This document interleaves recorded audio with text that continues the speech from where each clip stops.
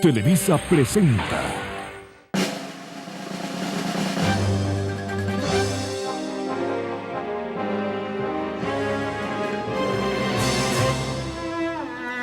Sonora es el estado más alejado de nosotros, escribió Federico Gamboa en 1923. Para convencerse, no hay sino registrar nuestra historia nacional. Toda ella escrita con sangre y lágrimas. Nunca vibraron los sonorenses con nosotros. Nunca lloraron con nosotros. Hacia 1940, no obstante, el fundamento histórico de aquel patriótico reproche no tenía ya lugar. El liderazgo militar de la Revolución de 1910 y luego la reconstrucción del país habrían de ser encabezadas en buena medida por sonorenses. Desde entonces, el llanto y el dolor de México fueron también de Sonora, y el éxito de los sonorenses lo sería también de muchos otros mexicanos.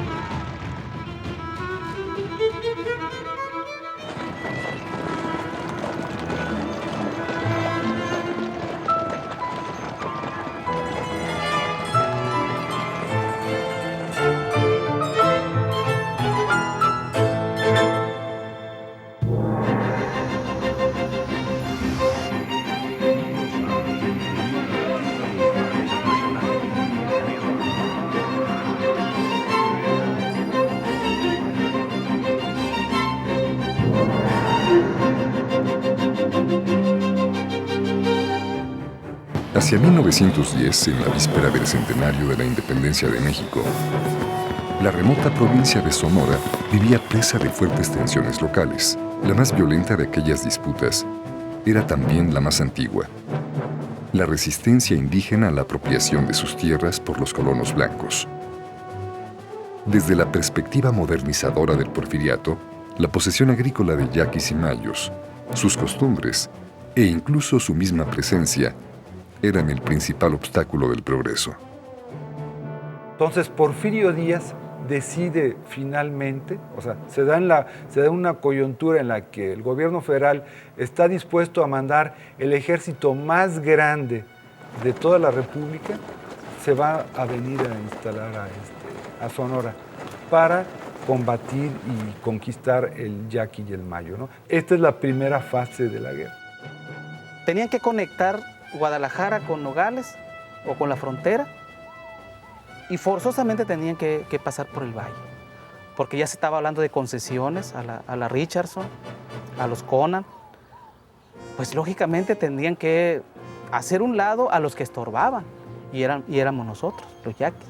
La indestructible resistencia de los yaquis arrojaría al gobierno estatal y al nacional a una represión extrema contra la tribu, que incluía la expulsión hacia tierras de Oaxaca y Yucatán.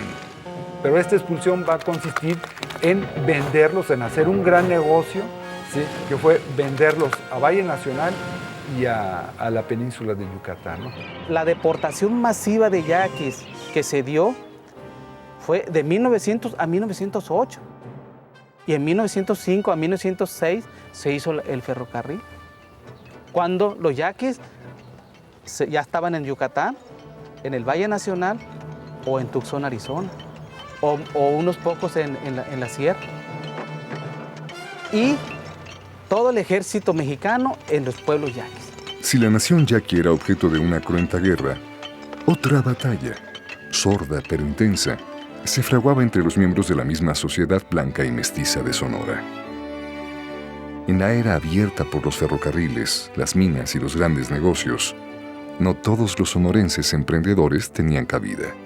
Y el grupo del Triunvirato, principalmente Ramón Corral, él se convierte en el mediador de estos intereses, ¿no?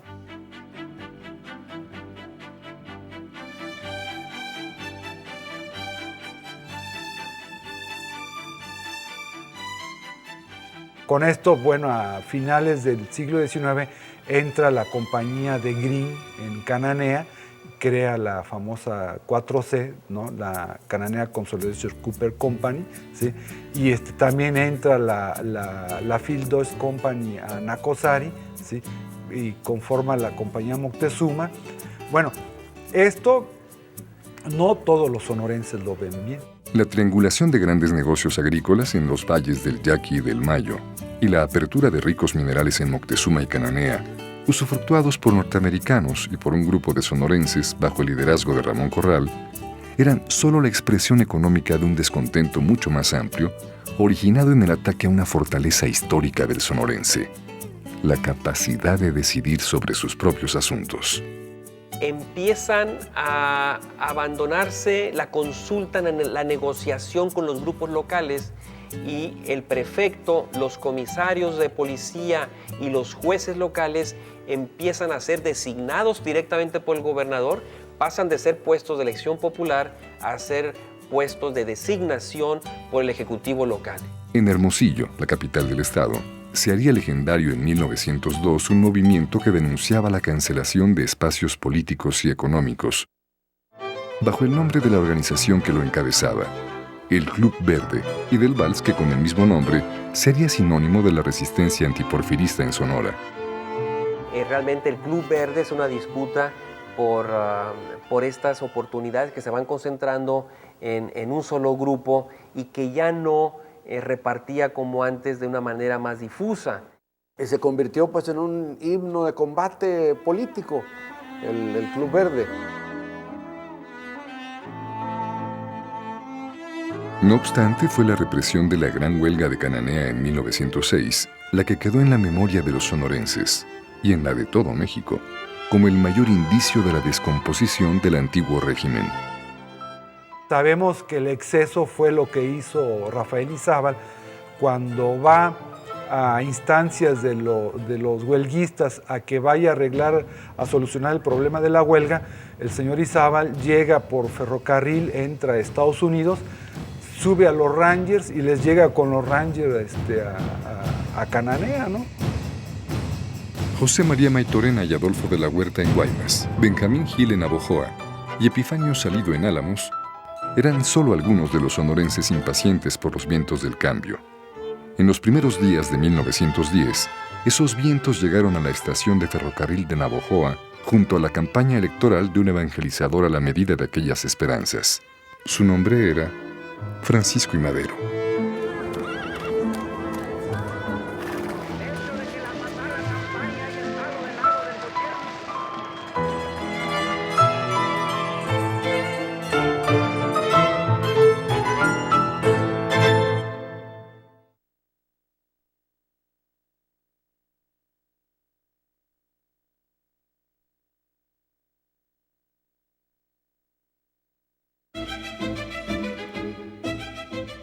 En enero de 1910, Francisco I. Madero, un acaudalado empresario de Coahuila, se presentó en el sur de Sonora con una comitiva modesta, solicitando a los hombres del Estado su apoyo para ocupar la presidencia de México. Un 11 de enero de 1911 llegó el señor Madero aquí a Hermosillo y todos ordenaron a todos los hoteles que no le dieran alojamiento, a los restaurantes que no les dieran comida. Él pretendió, al bajarse del tren, pretendió decir un discurso, pero la plebe gubernamental llevaba botes para hacer ruido y no dejarlo hablar. Pero había una persona ahí que se llamaba Jesús Achavitia, fotógrafo, muy buen fotógrafo. Y una amiga de él le había contado esa tarde que había una consigna de hacer un borlote ahí en ese hotel donde saliera muerto el señor Madero. Le dijo, ¿cómo se va usted a ocupar ese hotel de mala nota? ¿Ve? Y lo hospedó en su casa. Mire, señor Madero, hay este plan. A ver qué le parece a usted. Despídase de nosotros. Métase usted a su cuarto, se quite el saco, cierra la puerta, apaga la luz y se sale por la puerta de atrás. Contra viento y contra toda la oposición gubernamental le dio hospedaje. Lo salvó, pues, si hubiera tenido que ir algo, no sé qué hubiera hecho, no tenía dónde ir.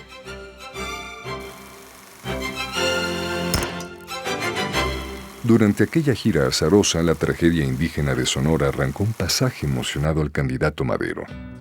Citando las memorias de Benjamín Gil, el historiador Héctor Aguilar Camín recuerda que entre la multitud había unos yaquis, y Madero aprovechó el viaje para denunciar en un desahogo sentimental que lo condujo a las lágrimas la represión de mayos y yaquis y la tiranía de un gobierno que, so pretexto de civilizador, tornase bárbaro.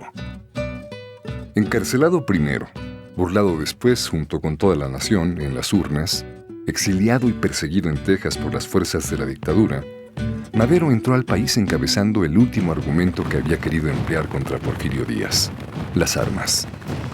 Aquella Sonora que le había escuchado entusiasta apenas un año atrás, se levantó para acompañarle. El poder porfiriano en Sonora, representado por el llamado Triunvirato, compuesto por Rafael Izábal, Luis Torres y Ramón Corral, tenía sus días contados. Como dice un amigo mío, José Rómulo Félix, se pasearon alegremente el poder durante 30 años, ¿no? De 1882 a 1911. El 31 de mayo de 1911, en el puerto de Veracruz, quedó atrás toda una época de Sonora y de México, encarnada en el adiós de un hombre viejo, Porfirio Díaz. El descontento múltiple de Sonora, el de yaquis y mayos, el de su clase media sedienta de oportunidades, el de sus obreros maltratados por una gerencia extranjera, se había expresado en el combate y había encontrado en Madero el líder de un futuro promisorio, pero ese futuro no duraría mucho tiempo.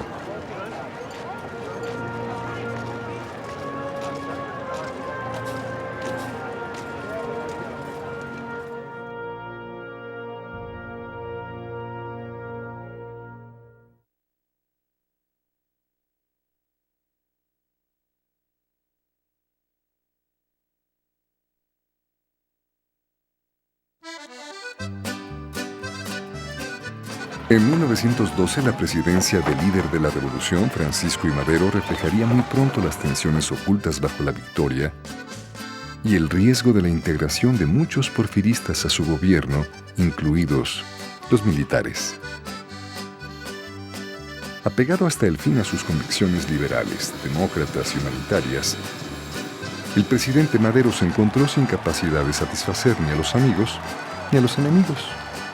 Podemos concebir a Madero y su administración como un grupo en el medio, con dos grupos muy grandes opositores por ambos lados. Por un lado, digamos, la izquierda, hay los revolucionarios, los zapatistas, los orozquistas.